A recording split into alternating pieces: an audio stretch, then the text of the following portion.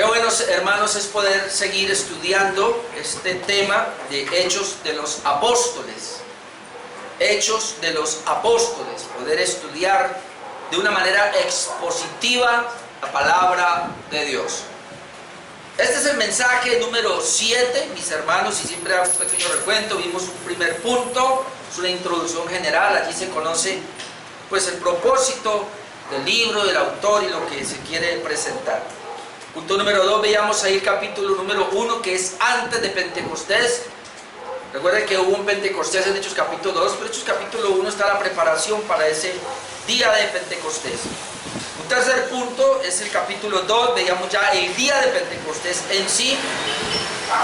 Y ahí por lo menos vimos tres cosas: la llegada del Espíritu Santo, una llegada asombrosa, espectacular.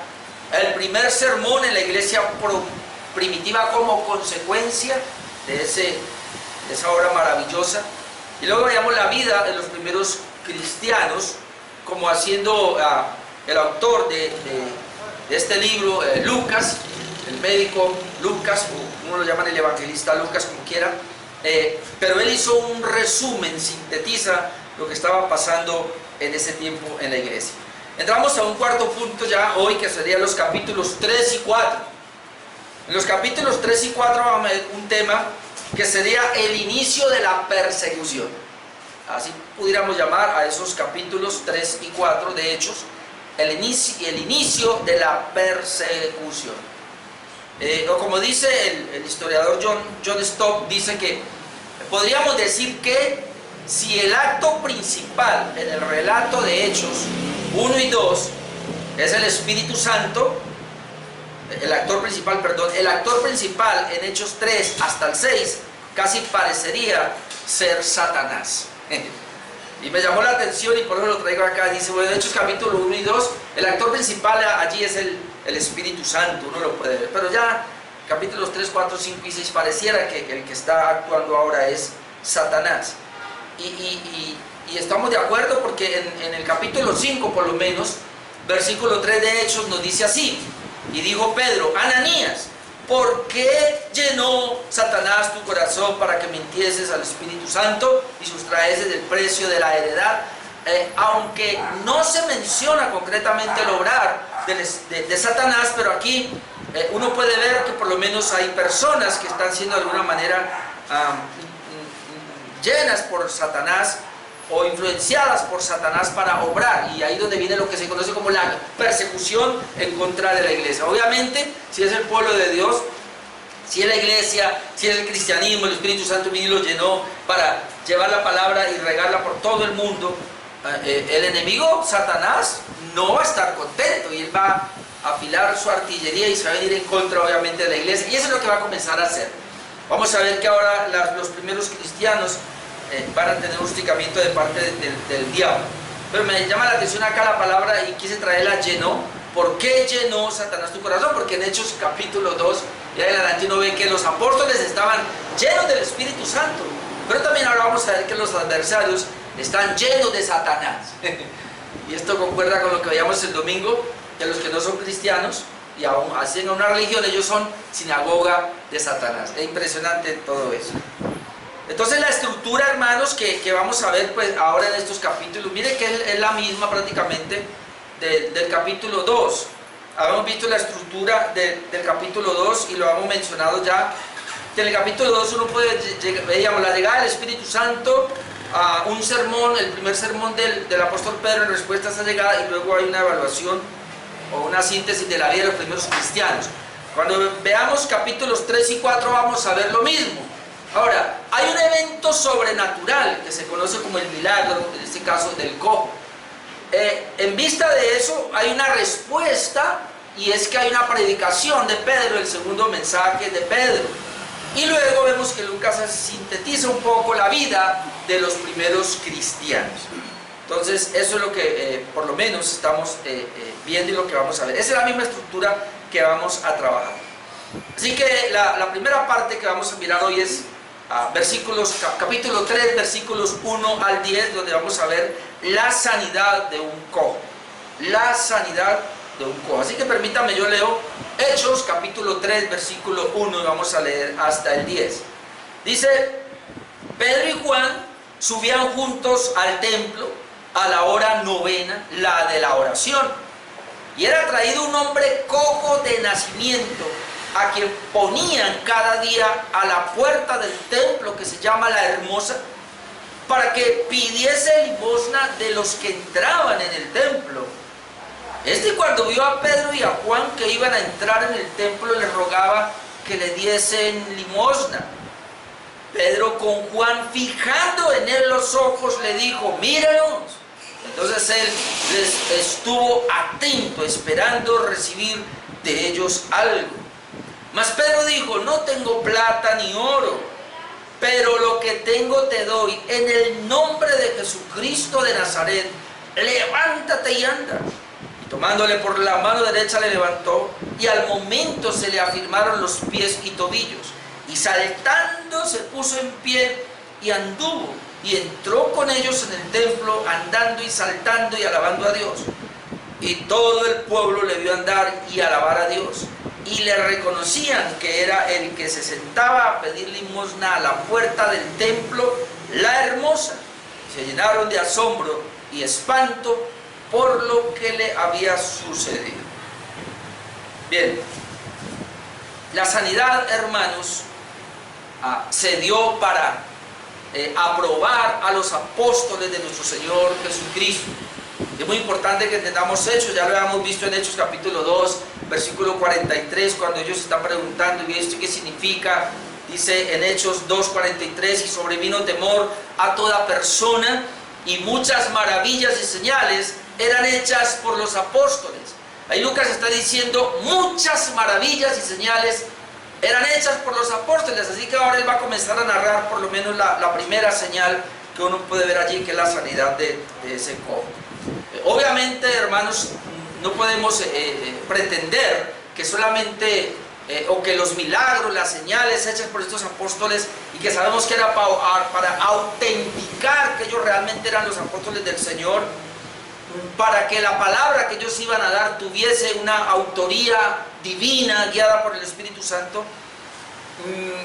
No podemos quedarnos ahí pretendiendo de que entonces todo el que haga señales y milagros ya es de Dios, porque la misma Escritura nos dice en Marcos 13:22, muchos pasajes, pero por lo menos ese, dice: porque se levantarán falsos cristos y falsos profetas, y harán señales y prodigios para engañar, si fuese posible, aún a los escogidos. Así que es muy importante que analicemos por lo menos un poco este milagro que fue en respuesta precisamente, y el Señor lo usó de una manera sobrenatural, porque es un milagro, pero lo hizo también de una manera soberana, y ahora vamos a ver por qué decimos eso. Y que esto no quiere decir entonces que nadie más pudiera hacer este tipo de milagros, y es donde tenemos que tener mucho cuidado, porque la Biblia registra, es más, dice en 2 Tesalonicenses 2, que Dios mismo iba a permitir un espíritu engañoso, aquellos falsos, para que hicieran milagros y señales, y para que los incrédulos creyeran a las mentiras a través de los señales y los milagros. Entonces eso es lo que vamos a tratar de ver, y obviamente el Señor hace milagros. Solamente como para decir algo, en la invitación que hago yo a los cultos, una señora estaba ahí y estaba diciendo que, ¿cómo así? Porque como ahí dice la sanidad del cojo, ¿sí o no?, de nacimiento. La señora por el Facebook decía: bueno, ¿cómo así? Y luego no, es que dicen que Dios no hace milagros hoy día. Tiene que contestarle: claro que Dios hace milagros, siempre hace milagros, siempre los ha hecho. Lo que no creemos es que haya alguien hoy que tenga el don de milagros. Estos apóstoles, estos discípulos tenían el don, pero teniendo el don, vamos a ver cómo operaban, porque operaban de una manera soberana. Es decir, ellos no andaban sanando a todo el mundo, sino que de una manera soberana lo hacían. En este relato, esta sanidad del cojo, vamos a ver tres cosas en esta hora. Primero vamos a mirar el escenario como tal, lo que pasó allí. Luego vamos a mirar la sanidad en sí del cojo y las consecuencias de esta sanidad. Así que vamos a mirar entonces y vamos a ir debatiendo. Número uno, el escenario como tal. El tema es la sanidad del cojo, ¿no?, de un cojo. Pero, punto número uno, el escenario como tal, versículos 1 al 3, yo lo leo y luego lo vamos a tratar de mirar. Dice: Pedro y Juan subían juntos al templo a la hora novena, a la hora de la oración. Y era traído un hombre cojo de nacimiento a quien ponían cada día a la puerta del templo, que se llama La Hermosa, para que pidiese limosna de los que entraban en el templo. Cuando vio a Pedro y a Juan que iban a entrar en el templo, le rogaba que le diesen limosna. Este es entonces, hermanos, acá la escena, que era lo que pasaba, qué es lo que estaba ocurriendo, sencillo. Esto era muy normal. Dice la Biblia que había un hombre aquí que normalmente lo ponían. Ahora, Pedro y Juan, muchas veces encontramos esto mismo. Pedro y Juan, ellos eran pescadores. El Señor los llamó a ser discípulos. Pedro y Juan iban para allá, Pedro y Juan para acá, Pedro y Juan, siempre ellos estaban juntos. Así que aquí dice que ellos subían juntos al templo, pero entonces dice que ellos iban a la hora novena. Esa hora novena es las 3 de la tarde. Por eso dice acá, la de la oración. Ahora, en el Salmo 55, 16 y 17, nosotros podemos ver que hay una descripción, hermanos, de la manera como los judíos oraban en el templo. Dice Salmo 55, 16 y 17, en cuanto a mí, a Dios clamaré y Jehová me salvará. Tarde y mañana y a mediodía oraré y clamaré y Él me oirá. Entonces los judíos diariamente oraban en el templo y habían 3 horas para orar. Digamos, la tercera hora, la hora novena y bueno, la tercera, la sexta y la novena. Es decir, para nosotros, las 9 de la mañana, a mediodía, a las 12 y a las 3 de la tarde. Inclusive a las 3 de la tarde era la hora del sacrificio, se conoce como la hora del sacrificio de la tarde. Por lo menos Esdras 9:5 nos dice un poco, dice, y a la hora del sacrificio de la tarde, es decir, a la misma hora. Se cree que ellos iban a orar al templo y obviamente estaban en un lugar, pero había otro lugar ahí y a las 3 de la tarde se hacían los sacrificios. Por eso dice, y a la hora del sacrificio de la tarde me levanté de mi aflicción y habiendo regado mi vestido y mi manto, me postré de rodillas y extendí mis manos a Jehová mi Dios. Entonces, mientras los sacerdotes estaban ofreciendo los sacrificios, había el pueblo que estaba orando ahí en el templo. Ahora, es interesante esa hora, a 3 de la tarde, donde Pedro y Juan van, porque si bien es cierto que ellos podían ir en la mañana, 9 de la mañana para nosotros, podían ir a mediodía, pero a la hora de la tarde, como era donde se hacía el sacrificio, era donde había más gente, donde más personas concurrían.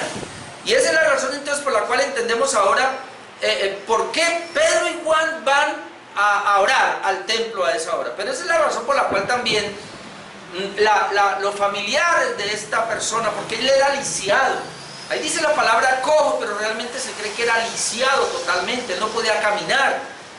No sabemos si de ambos pies, pero él no podía caminar, tenía que llevarlo cargado. Entonces a él lo ponían a la puerta porque de una manera estratégica, ahí era que se ponía, pues para que pidiera limosna. Ahora, el punto es que si él pedía limosna, y como lo vamos a ver, y él estaba así de nacimiento, entonces quiere decir pues que no había manera de ser sano. No sé si intentarían que él fuera sanado, pero es que en ese tiempo todavía la medicina no había llegado a esos niveles de poder sanar ese tipo de enfermedades. Así de que él se quedaba paralítico de esa manera, prácticamente podemos decirlo así, todo el tiempo. Entonces la gente lo único que dijo, bueno, pues aquí no hay nada más que ponerlo allá a que la gente se apiade. ¿Y por qué se pone a la puerta? Pues porque primero pasa mucha gente, segundo porque la gente va de alguna manera con una devoción y algo, pues esperamos que algo pase. Ahora, este cojo tenía alrededor de 40 años más o menos. En el Hechos 4:22, que lo vamos a ver después, no sé cómo voy a hacer este mensaje, pero cuando Pedro está respondiendo pues al milagro que él hizo, que él había ido, y entonces él tiene que contestar y ahí entonces él cuando comienzan a interrogarlo a él dice, mira, Hechos 4:22 dice, ya que el hombre en quien se había hecho este milagro de sanidad tenía más de 40 años. Entonces era, no sé si todo el tiempo, ahí donde yo puedo decir que realmente hasta Jesús mismo hubiera pasado, no sé si pasó por esa puerta. Bueno, el templo tenía muchas puertas, ¿no? Pero acá se le llama con ese nombre la puerta ¿de qué?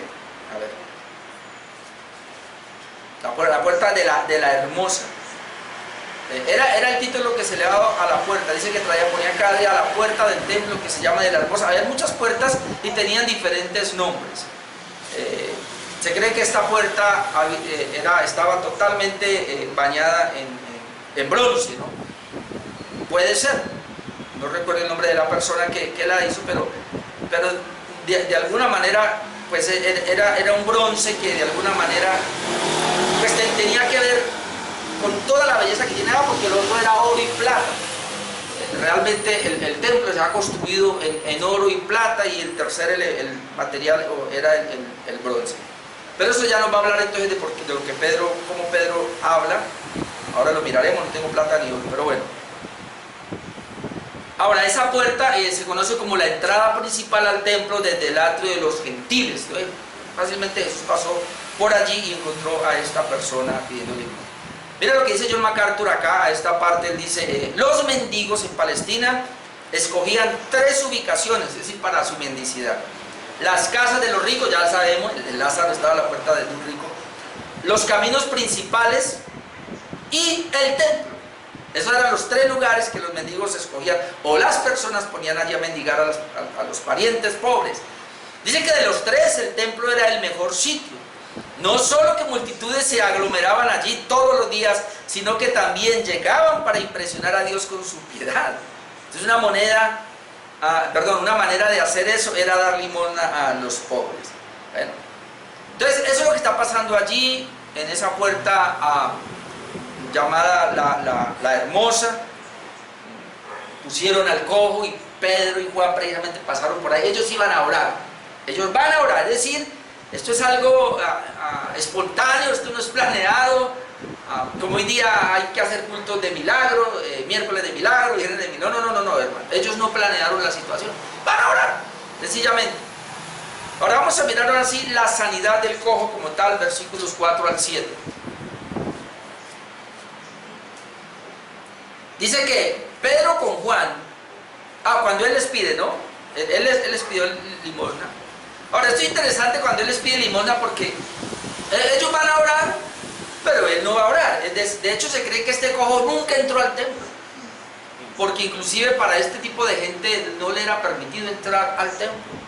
Así que él se quedó ahí en la puerta y él nunca había entrado al templo. Y uno puede estar pensando ya que esa persona confiaba solamente en el recurso natural y nunca confió en el recurso celestial. Entonces dice el versículo 4, Pedro con Juan, fijando en él los ojos, le dijo, míranos. Llama la atención. Entonces él les estuvo atento esperando recibir de ellos algo. Hasta ahí todavía vemos que no tiene fe. Mas Pedro dijo, no tengo plata ni oro, que es lo que hay en el templo, ¿no? Pero lo que tengo te doy.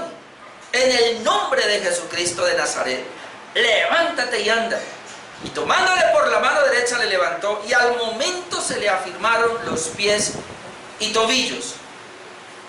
Antes de explicar esto, me llama la atención porque hay mucha gente que se creen sanadores hoy día y hacen lo mismo. Y ellos dicen que ellos también tienen el poder para hacerlo. Y yo he escuchado decir, si Pedro lo hizo, nosotros también podemos. Hermano, qué atrevimiento. Miren, todo lo que yo pude investigar, solo Jesucristo pudo hacer este tipo de milagros, y a los que él delegó, que son sus apóstoles. Nadie más lo puede hacer. Ahora, Dios lo puede hacer, y puede, porque Dios es un Dios de milagros, pero Dios no lo va a hacer ahora a través de individuos, porque tienen un don. Aquí sí lo hizo a través de ellos, porque Dios les dio la autoridad para hacerlos. Ahora, ¿qué podemos ver acá en este milagro? Por lo menos vemos 4 cosas y se las quiero mencionar.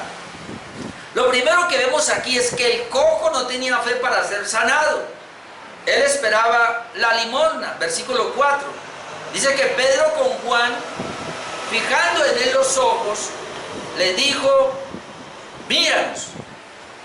Es decir, él estiraba la mano, y no sé si por vergüenza. Hay gente que pide plata y es así, no lo miran a uno, ¿no? Me parece que así, como que no. Pedro llama la atención y les dice, míranos. Claro, se quedó mirando.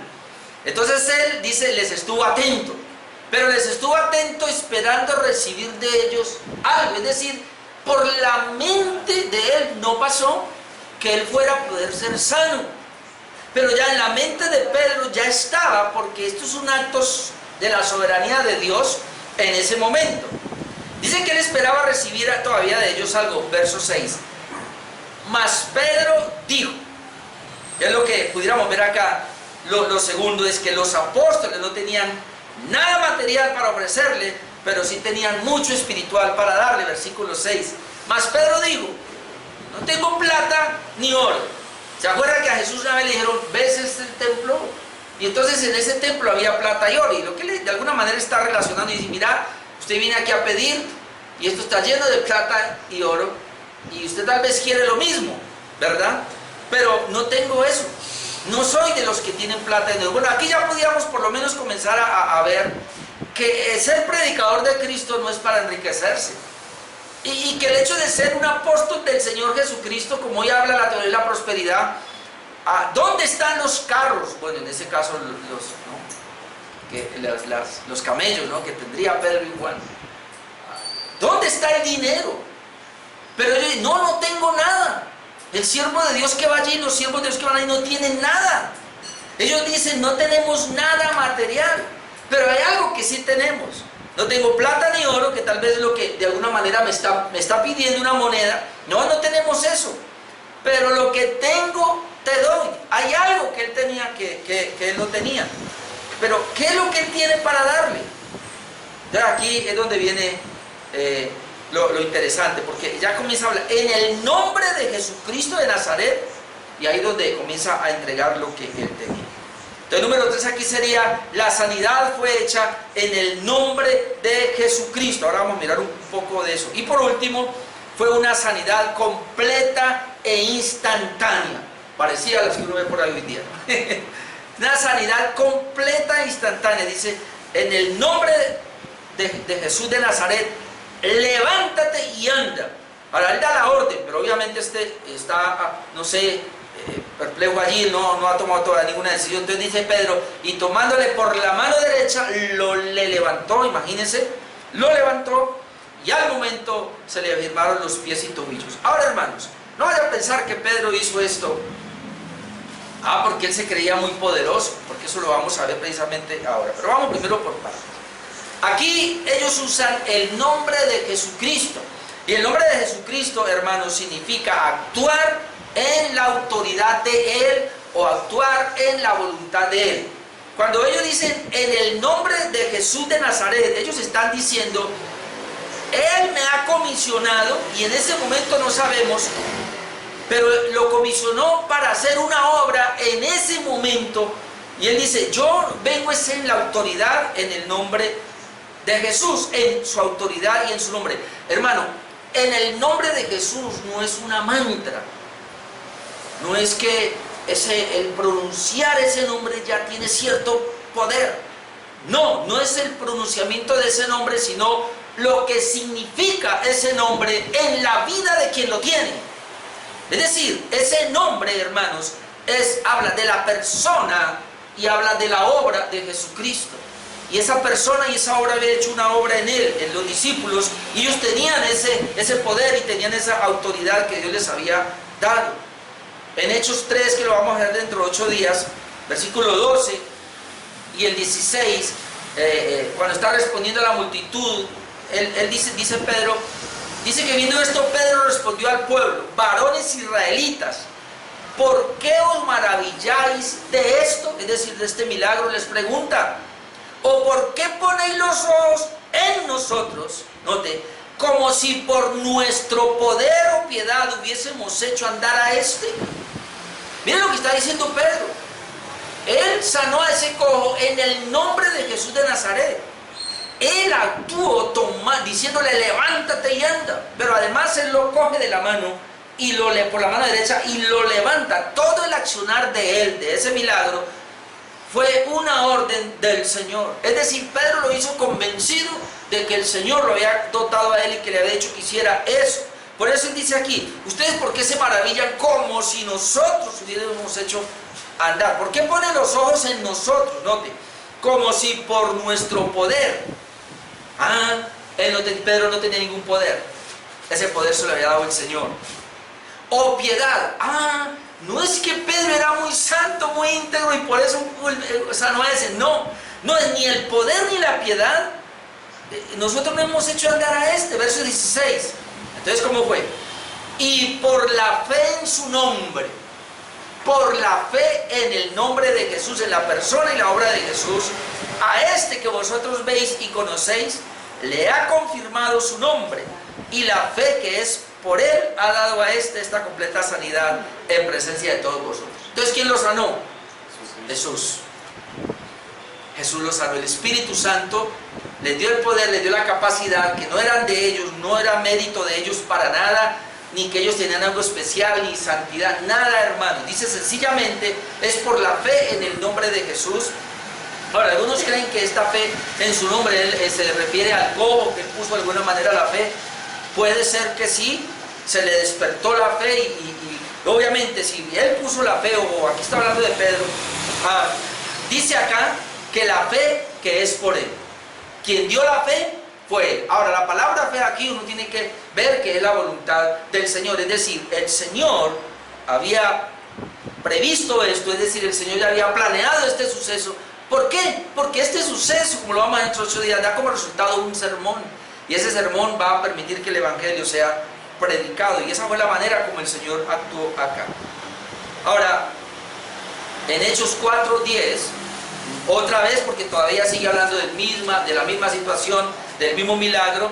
En Hechos 4:10 dice Pedro: sea notorio a todos vosotros y a todo el pueblo de Israel, que en el nombre de Jesucristo de Nazaret, a quien vosotros crucificasteis y a quien Dios resucitó de los muertos, por él este hombre está en vuestra presencia sano. Tiene que volver a repetir, es por él que este hombre está sano. Ahora, note que él está usando todo esto, que lo vamos a ver después, para predicar el Evangelio, para presentar a Jesucristo. Así que, ¿quiénes son los apóstoles? Porque ese es el problema que tenemos hoy día, que las personas están mirando al hombre.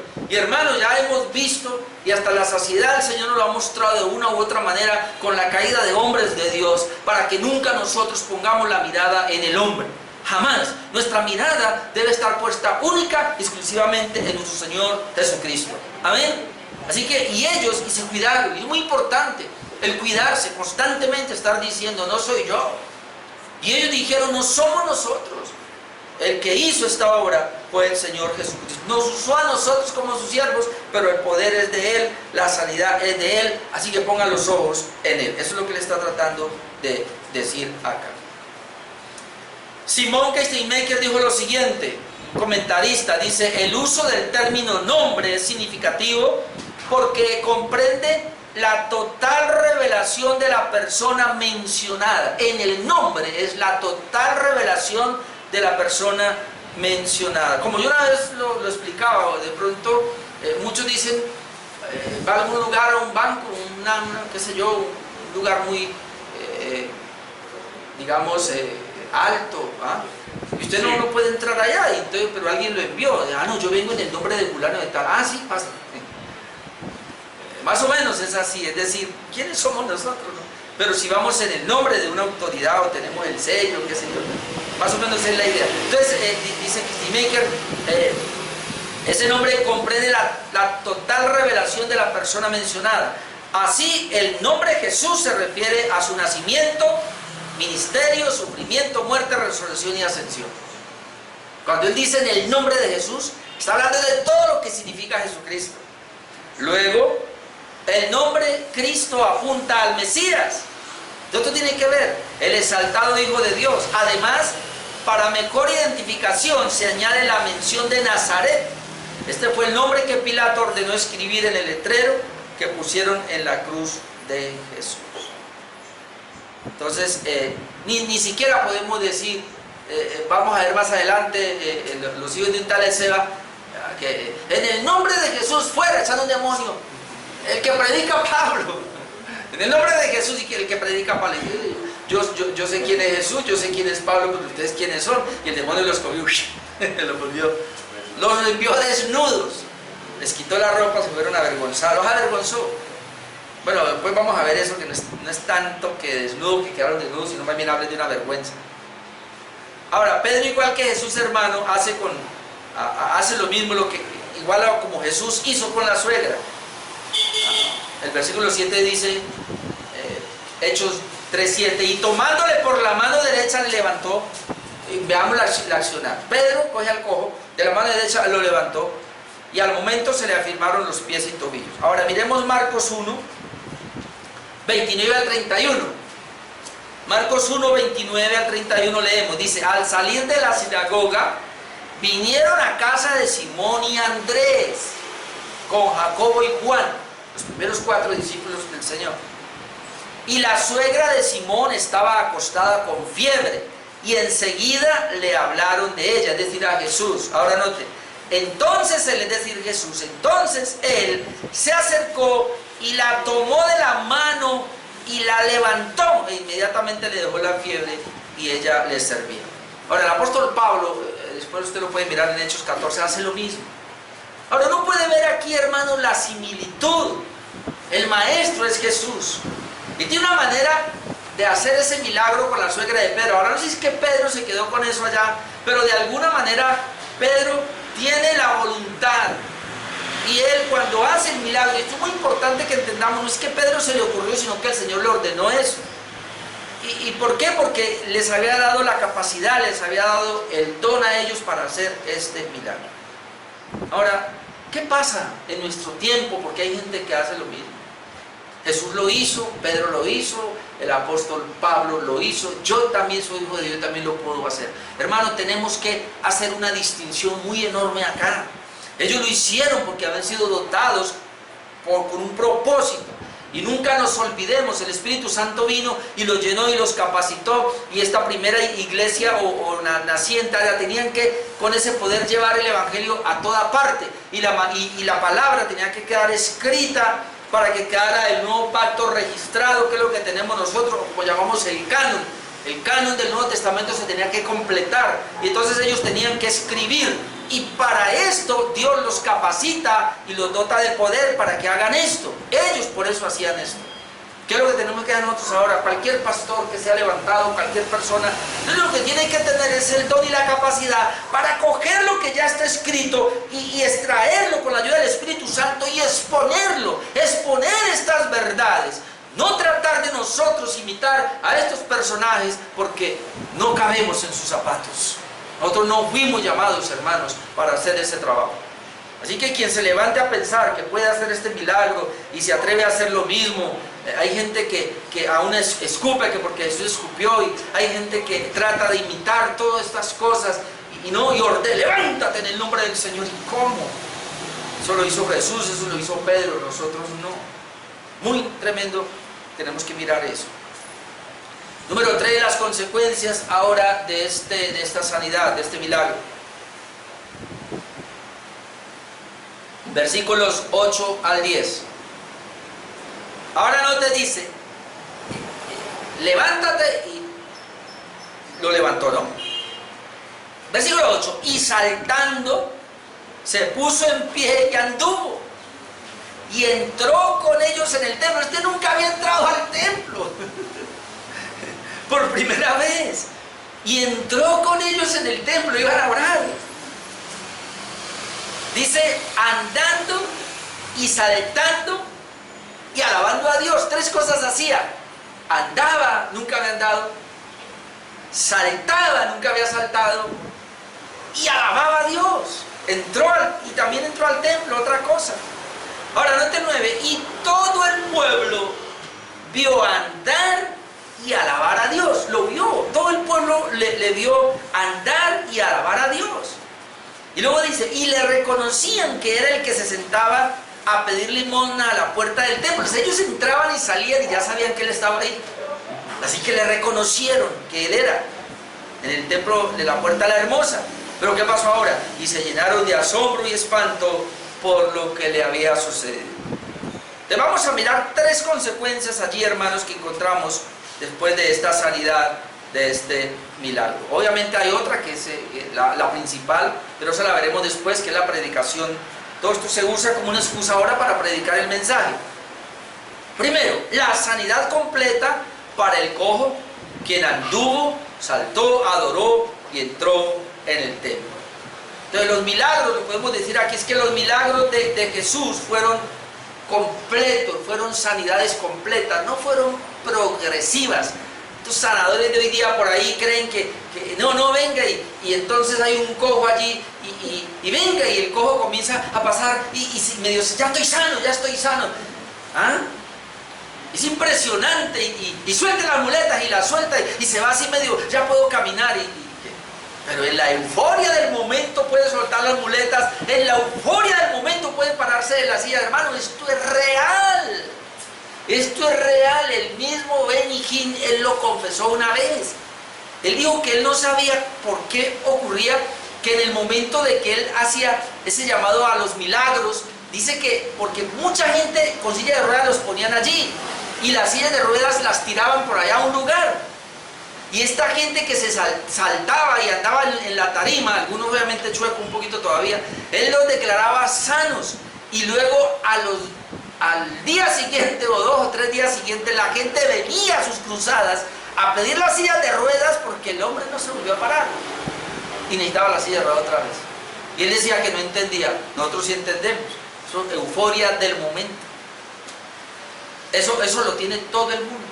Yo siempre pongo este ejemplo de un hombre que estaba con su niño, no sé, como en una zanja, y de repente se desprendió una roca y cayó ahí. Y este hombre corrió y cogió la roca y la levantó y la movió y sacó al niño. Y luego al otro día vinieron 6 hombres a alzar esa roca y no pudieron. ¿Por qué es impune? Hermano, algo puede pasar en el momento, en la euforia del momento se pueden hacer cosas y la gente se pega de eso. Las sanidades de Jesús eran completas, hermanos. En Lucas 5, 12 al 13 leemos lo siguiente. Lucas 5, 12. Dice que sucedió que estando él en una de las ciudades se presentó un hombre lleno de lepra, el cual viendo a Jesús se postró con el rostro en tierra y le rogó diciendo: Señor, si quieres puedes limpiarme. Entonces extendiendo él la mano le tocó, cosa que no se podía hacer, y el Señor lo tocó, diciendo: quiero, sé limpio, y al instante la lepra se fue de él. ¿Cómo eran los milagros de Jesús? Instantáneos. ¿Cómo eran los milagros de Jesús? Completos. ¿Cómo fue el milagro que hizo Pedro? Ahí, bueno, Dios a través de Pedro, instantáneo y fue completo. ¿Y por qué completo? Porque él era cojo y lo vemos que estaba saltando. Ahora miremos otro. En Juan 5, del 1 al 9, y este es bien interesante porque tiene que ver también con un cojo, con un paralítico. Juan 5:1 dice que después de estas cosas había una fiesta de los judíos y subió Jesús a Jerusalén. Y hay en Jerusalén, cerca de la puerta de las ovejas, esta es otra puerta, un estanque llamado en hebreo Betesda. Nunca entendí por qué a la iglesia le pusieron ese nombre. El cual tiene 5 pórticos. Porque es que Betesda es el lugar de los enfermos. En estos yacía una multitud de enfermos, ciegos, cojos, paralíticos, que esperaban el movimiento del agua, porque un ángel descendía de tiempo en tiempo al estanque y agitaba el agua. Era una creencia que tenían, algunos creen que es verdad, otros dicen que no. Y el que primero descendía al estanque después del movimiento del agua quedaba sano de cualquier enfermedad que tuviese. Ahora note lo que dice el 5. Y había allí un hombre que hacía 38 años que estaba enfermo.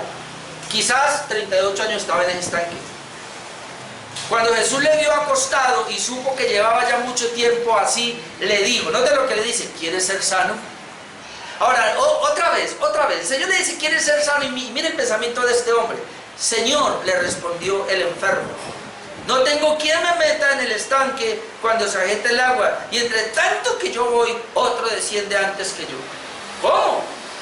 A mí me ganan siempre la partida, la corrida, siempre. Se agita el agua y cuando yo voy ya otro me ganó. Otra vez poniendo los ojos en lo terrenal.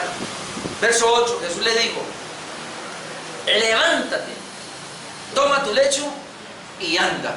Y pudiera agregar: y vete de este lugar. ¿No está ahí? Sí está. Verso 9. Y al instante aquel hombre fue sanado y tomó su lecho y anduvo, y era día de reposo aquel día. Más adelante dice que estaba en el templo. Así que se fue. ¿Cómo son los milagros de Jesús? Instantáneos. Ahora, este milagro de Jesús aquí es una manera soberana, porque él dice que llegó al lugar de la Betesda y había multitud de enfermos. ¿Por qué el Señor no los sanó a todos?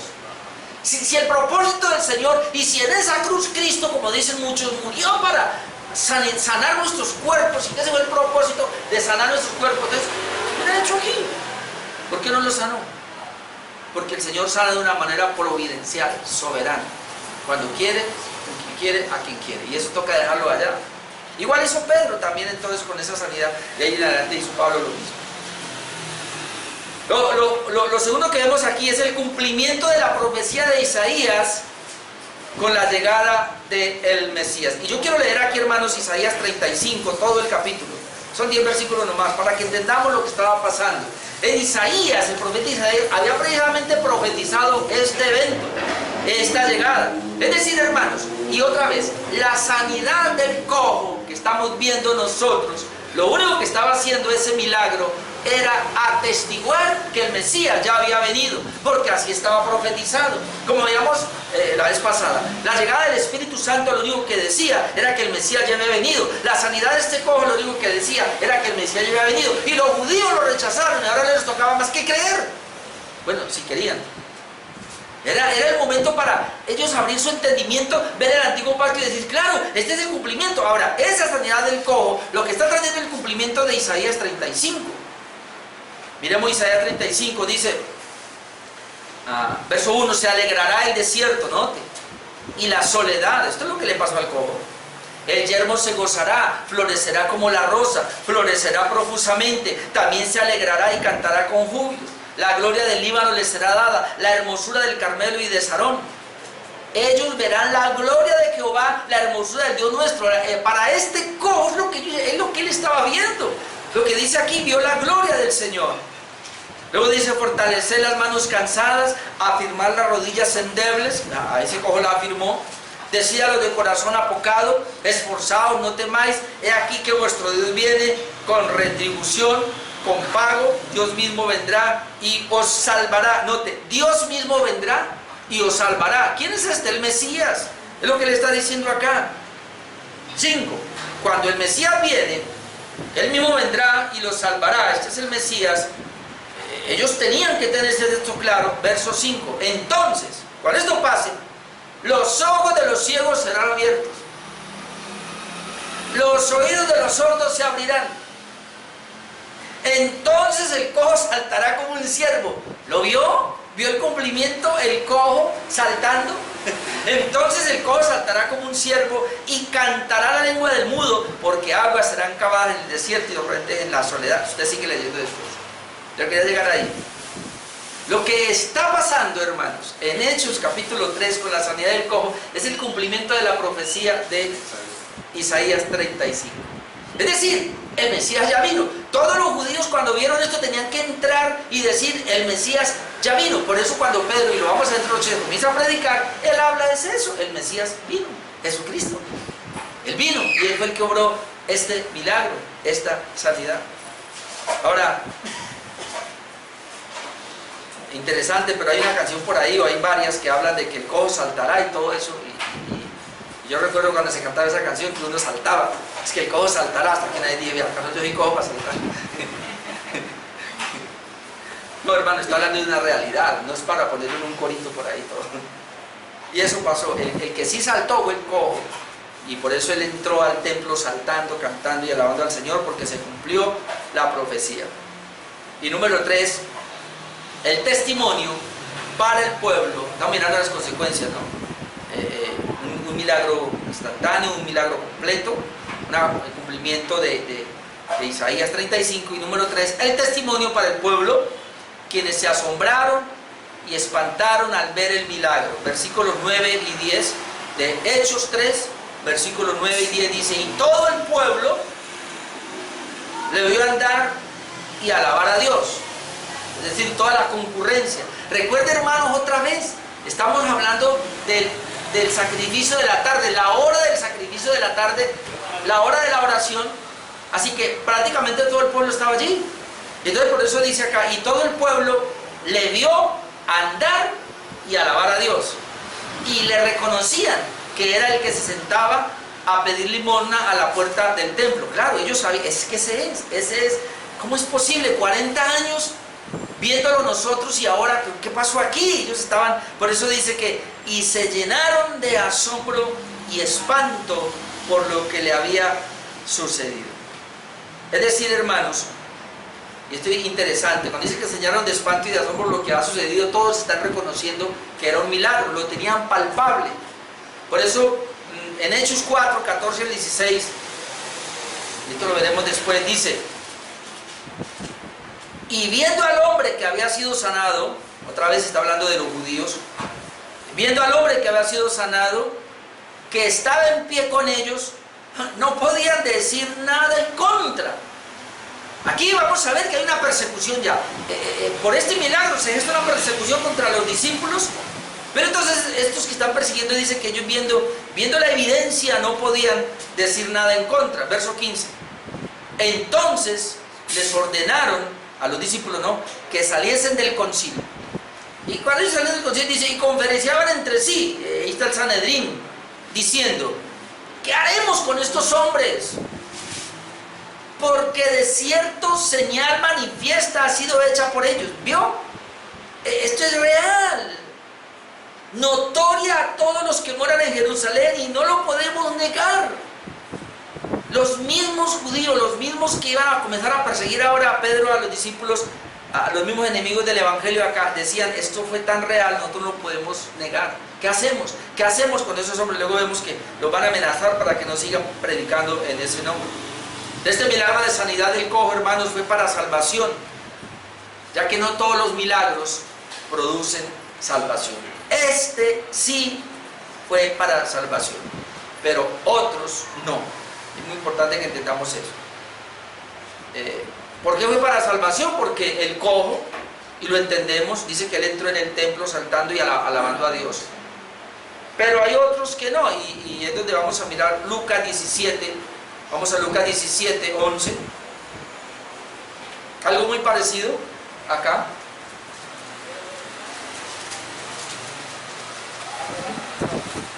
¿Qué produce salvación? ¿Un milagro o la palabra de Dios? La palabra de Dios. Los milagros inclusive son para los inconversos, pero bueno, dice acá: yendo Jesús a Jerusalén, pasaba entre Samaria y Galilea, y al entrar en una aldea le salieron al encuentro 10 hombres leprosos, los cuales se pararon de lejos y alzaron la voz diciendo, noten lo que ellos decían: Jesús, Maestro, ten misericordia de nosotros. Ahora yo preguntaba cuando leía esto, ¿a qué tipo de misericordia se refería? Ten misericordia, no, obviamente, no, pues que los sanes, pero eso es material. Cuando él los vio, les dijo: id, mostraos a los sacerdotes. Y aconteció que mientras iban, fueron limpiados, es decir, la lepra se les quitó. El 15, entonces uno de ellos, ¿cuántos eran? 10. Uno de ellos, viendo que había sido sanado, es decir, el milagro se gestó en él, volvió glorificando a Dios a gran voz. ¿No le suena parecido al otro que entró saltando? Volvió a glorificar a Dios a gran voz. Noten, y se postró rostro en tierra a sus pies, a los pies de Jesús, dándole gracias. Y este era samaritano. Ay, Padre. Respondiendo Jesús dijo: ¿no son 10 los que fueron limpiados? Es decir, yo no sané a 10. ¿Y los 9 dónde están? ¿No le suena que es la misma pregunta que hace el Señor hoy? ¿Y dónde están? Les doy el aire, les doy de comer, los alimentos, les doy. ¿Dónde están? No hubo quien volviese y diese gloria a Dios, sino este extranjero. Y le dijo: levántate, vete, tu fe te ha salvado. Él recibió la salvación de su alma. Porque si bien es cierto que necesitaba un milagro y fue sano, él fue sano de la lepra, pero fue sano de la peor lepra, que es el pecado. Los otros fueron sanos de la lepra externa, pero siguieron leprosos espiritualmente. Y ese es el peligro con esos predicadores de milagros hoy día. Y por eso la gente corre a estos eventos, porque ellos van buscando ser limpios de algo externo, pero internamente salen igual, y así van al infierno. Mientras que Jesús, con el verdadero evangelio, lo que hace es quitar la lepra del corazón, salvar a las personas. El milagro entonces de esta sanidad del cojo preparó el escenario para la próxima predicación de Pedro, ya que esto se volvió, por esto se volvió a reunir el pueblo. Hechos 3:11, nosotros leímos hoy de Hechos 3, del 1 al 10, miremos el 11, para dentro de 8 días. Dice, y teniendo asidos a Pedro y a Juan, el cojo que había sido sanado porque lo agarró, dice que todo el pueblo atónito concurrió a ellos al pórtico que se llama de Salomón. Y ahí Pedro aprovecha y da su discurso, pero lo veremos después. Y quiero terminar con las palabras de Christmaker, que dice lo siguiente acá. Él dice, los discípulos de Jesús profetizan, echan fuera demonios y realizan milagros en su nombre. Ellos han recibido autoridad para predicar arrepentimiento y perdón en el nombre de Jesús y para actuar en su nombre. Cuando Dios derrama el Espíritu Santo en ese nombre, los apóstoles reciben poder divino y autoridad para realizar milagros. Ahora viene la pregunta: ¿estamos nosotros, es decir, la iglesia actual, capacitada para profetizar y realizar exorcismos y milagros usando el nombre de Jesús? La respuesta de él dice, aunque los apóstoles recibieron poderes milagrosos, el Nuevo Testamento indica que Jesús no nos dio a nosotros mandamiento de echar fuera demonios, no nos dio mandamiento de sanar enfermos y resucitar a los muertos en su nombre. Lo que Jesús nos dice es usar la fórmula en el nombre de Jesús cuando quiera que oremos a Dios Padre. Esta fórmula no será meramente una conclusión formal y habitual en nuestras oraciones. Significa que como seguidores de Cristo pedimos a Dios bendecirnos en glorificar el nombre de Dios, extender su reino y hacer su voluntad. Cuando nosotros oramos en armonía con la prescripción que Jesús nos ha dado, Dios oirá y responderá a nuestras oraciones. Entonces, el nombre de Jesús, ¿para qué es? Para acercarnos a Él, para cumplir su voluntad que Él nos ha demandado a nosotros de predicar el Evangelio a todas las personas y de perseverar, no para hacer este tipo de señales y de milagros. Ahora, ¿ha seguido señales y milagros? Claro que los hace, pero en su debido momento. Oramos por los enfermos, pero si el Señor quiere, los sana, pero no porque nosotros oramos, sino porque estaba en su plan hacerlo, y es su divina voluntad. Así que nosotros humildemente necesitamos la oración, necesitamos el nombre del Señor, pero no para ver este poco de cosas como hoy día, lamentablemente, por no entender bien esto, se está mal usando. ¿Qué vimos hoy? Sanidad de un cojo, vimos 3 cosas: el escenario como tal, la sanidad del cojo como tal y las consecuencias de esta sanidad. Dentro de 8 días continuamos, hermanos, viendo el mensaje como resultado de este milagro. Oremos.